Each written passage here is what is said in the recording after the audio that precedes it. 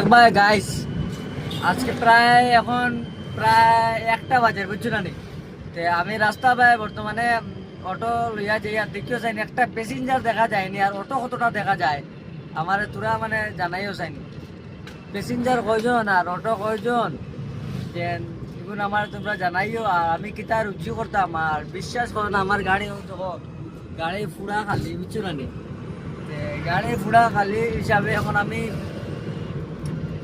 guitar রুচি করতাম আমি তো মহা টেনশনে পড়ে গেছি এখন প্রায় 10টার থেকে প্রায় 2 টিপ মারছি 1 টিপ মারছি 100 টিকিট আর 1 টিপ মারছি 150 টিকিট তো কত হইলো 250 টাকা আর বার হয়েছি আমি প্রায় 9:30টার সময় আর এখন প্রায় বাজে 1টা বুঝতে পারটাইনি বর্তমানে কি কন্ডিশন মার্কেট এর মাঝে নতুন নতুন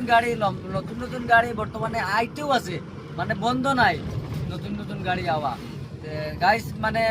কমেন্টও কিছু কইবা মানে আরো গাড়ি লোয়া হইতো নি বা কেউ গাড়ি ছাড়তো নি